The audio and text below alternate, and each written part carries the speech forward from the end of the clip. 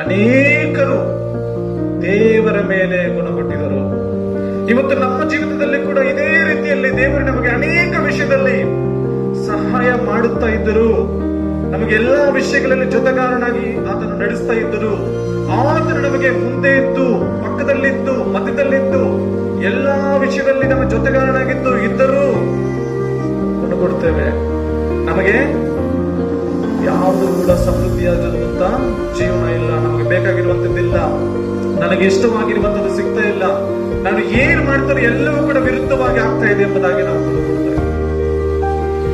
ಆದ್ರೆ ನಾವು ಯಾವಾಗಲೂ ಕೂಡ ನಿಂತಿದ್ದೇವೆ ಅಂತಂದ್ರೆ ನಾವು ಏನಾಗಿದ್ದೇವೆ ಅಂತ ಆಕ್ಟಿವ್ ಆಗಿದ್ದೇವೆ ಅಂತ ಅರ್ಥ ಅಲ್ವಾ? ನಿಂತಿರುವವನು ನಿದ್ದೆ ಮಾಡ್ತಾನ? ನಿಂತಿದ್ದವನು ಹಾಗೆ ಈ ಕಡೆ ಆ ಕಡೆ ಈ ಕಡೆ ಏನಾದ್ರೂ ಅವನು ಕುತಿಯಷ್ಟೇ ಮಾಡ್ತಾನ? ಇಲ್ಲ. ನಿಮಗೆ ಕರೆಕ್ಟ್ ಆಗಿ ಅರ್ಥ ಆಗ್ಬೇಕಂತ ಹೇಳ್ಬೇಕಂತ ಈ ಮಾಡಿ ಮೇಲೆ ಕೊನೆ ಹೆಜ್ಜೆಲ್ಲಿ ನೀವು ನಿಂತಿದ್ದೀರಾ ಅಂತ ಇಟ್ಕೊಳ್ಳಿ. ನೀವಲ್ಲಿ ಕುತೇಷ್ಟಗಳು ಮಾಡ್ತೀರಾ? ಹೇಗೆ ನಿಂತ್ಕೊಳ್ತೀರಾ? ಭಯದಿಂದ, ತುಂಬಾ ನಡುಕದಿಂದ, ಭದ್ರವಾಗಿ ಅಲ್ಲಿ ಇರುವಂತ ಎಲ್ಲಾ ಪ್ರದೇಶಗಳನ್ನು ನೋಡಿ ಒಂದು ರೀತಿಯಲ್ಲಿ ಸ್ಟಡಿಯಾಗಿ ನೀವು ಕಂಟ್ರೋಲ್ ಆಗಿ ನೀವು ನಿಂತ್ಕೊಳ್ತೀರಾ ಅಲ್ವಾ? ಆ ಕಡೆ ಈ ಕಡೆ ಅದು ನೋಡೋಣ ಇದು ನೋಡೋಣ ಡ್ಯಾನ್ಸ್ ಮಾಡೋಣ ಅಂತ ಮಾಡಕ್ ಹೋಗ್ತೀರಾ?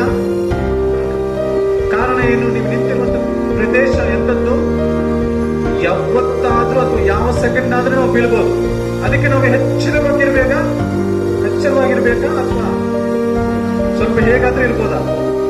ಸ್ವಲ್ಪ ಹಂಗೆ ನಿದ್ದೆ ಮಾಡಿ ಹಂಗೆ ಎದ್ದಿರ್ಬೋದಾ? ಆಗಲ್ಲ. ಯಾಕೆ? ನಮ್ಮ ಜೀವನವು ಕೂಡ ಇದೇ ರೀತಿನೇ ಇರಬೇಕು. ನಾವು ಎಚ್ಚಲ್ಲಿದ್ದೇವೆ. ನಾವು ಎಲ್ಲಾ ವಿಷಯಗಳನ್ನು ನಾವು ಬಗದಿಟ್ಟು ದೂರ ಇಟ್ಟು ಎಲ್ಲವನ್ನೂ ಕೂಡ ದೇವರಿಗೋಸ್ಕರವಾಗಿ ಮಾಡಬೇಕು. ಇನ್ನೂ ಜೀವಿಸುವನು ನಾನಲ್ಲ ಎಂಬುದಾಗಿ ತೀರ್ಮಾನವನ್ನು ತೆಗೆದುಕೊಂಡಿದ್ದೇವೆ.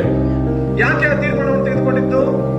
ನಮ್ಮನ್ನು ಯೇಸು ಸ್ವಾಮಿ ತನ್ನ ರಕ್ತದಿಂದ ನಮ್ಮನ್ನು ಕೊಂಡುಕೊಂಡಿದ್ದಾನೆ. ಆತನ ಸೊತ್ತು ಆಗಿರುತ್ತೇವೆ ನಾವು ಅಲ್ವಾ? ಆತನ ಸೊತ್ತಾಗಿದ್ದೇವೆ ನಾವು.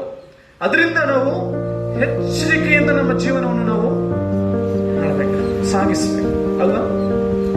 ಈ ಒಂದು ಜೀವನದಲ್ಲಿ ಏನಾದ್ರೂ ವ್ಯತ್ಯಾಸ ಬರುವುದಾದ್ರೆ ನಾವು ಕೊನೆಗಾಲಿಸಲಿಕ್ಕೆ ಅಥವಾ ಆ ಗುರಿಯನ್ನು ಮುಟ್ಲಿಕ್ಕೆ, ಸೇರುವಂತ ಸ್ಥಳಕ್ಕೆ ಸೇರ್ಲಿಕ್ಕೆ ಸಾಧ್ಯ ಇಲ್ಲ.